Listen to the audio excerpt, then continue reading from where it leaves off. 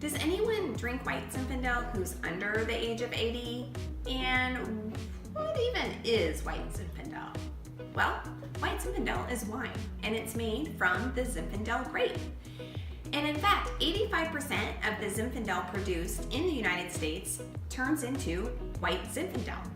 Most of it's produced in the Central Valley of California, where it's very hot, and there are big commercial wineries there that pump out a lot of wine at a very low cost. Hence why white Zinfandel does not cost very much. In fact, these bottles here range from $7 to maybe $8 on the high end, so it makes for a great option for somebody on a budget.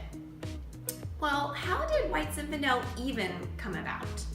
Well, Sutter Homes, who pretty much you see on all the shelves at major grocery stores or club stores, was trying to produce a red Zinfandel that was a little bit more concentrated. So they decided to bleed off some of the juice in the tank to allow for more contact with the juice still in the tank with the skins, which would produce a deeper, more complex red Zinfandel. So the wine that they bled off, which is what you do when you make a rosé, it's called the Saignée method, they set it over to the side to ferment.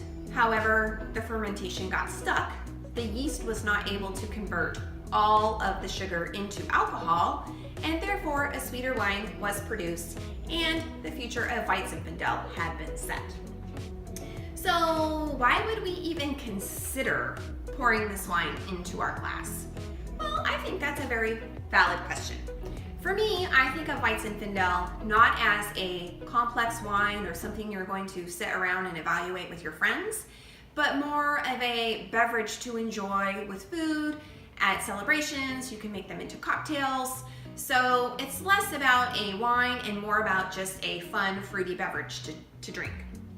It's low in alcohol, which is great, and it's a little on the fruitier side, obviously. So it makes a great option when you're eating Thai food or Mexican food or something that has a little bit more spice, because the fruity and sweetness of the wine mellows out the spiciness in the food. And usually those restaurants don't always have the best wine list either, so white Zin is usually on the list. So that makes for a great option for not a lot of money when you're eating out. So let's talk about these wines here.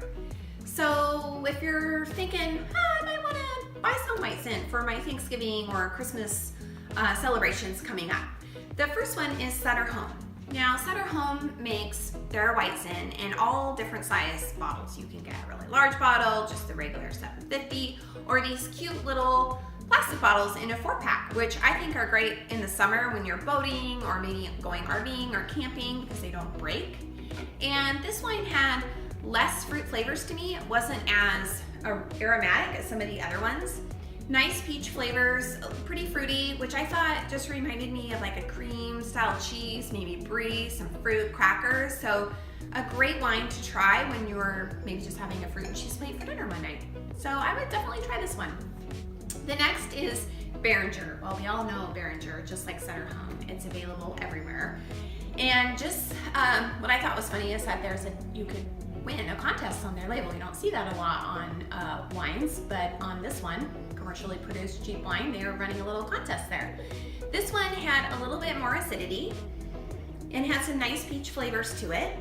And this one, I would suggest you could put ice cubes in it. All white Zin you're going to want to drink very well chilled, and I would never suggest putting ice cubes in your white wine, but for white Zin, I think you could put it in there to make it extra chilly.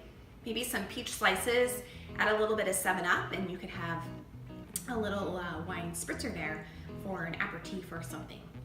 Really nice. The third wine is Stonewood. Now this wine had tons of aromatics coming out of the glass. A lot of peach flavors. It reminded me of those Dole peach cups that I sometimes buy my kids in their lunch, and was a little bit more fuller body in the mouth. So it had a little bit more viscosity, a little bit sweeter, great option for Asian or Thai food because it's you know, it just has that coating, so it kind of will help wash down the spicy flavors in the food.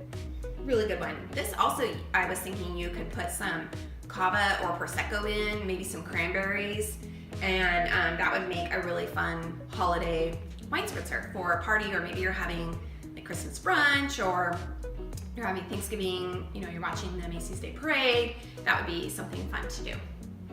And then the last one is 99 Vines, and this one had the most acidity, so that means was the crispest of the wines, and kind of cleansed my palate. It had more lime and grapefruit flavors, a little bit more citrusy. Still pretty fruity like the rest of them, but I decided to turn this one into a cocktail. So what we did is we filled half a cup here with the White Zinfandel, a shot of peach schnapps, and filled the rest up with club soda and ice, shook it up, put some cinnamon sticks in, and I had a little bit of fresh thyme left out in the garden, so I stuck some sprigs in there and put that around. That's good too. So this makes for a fun little holiday drink.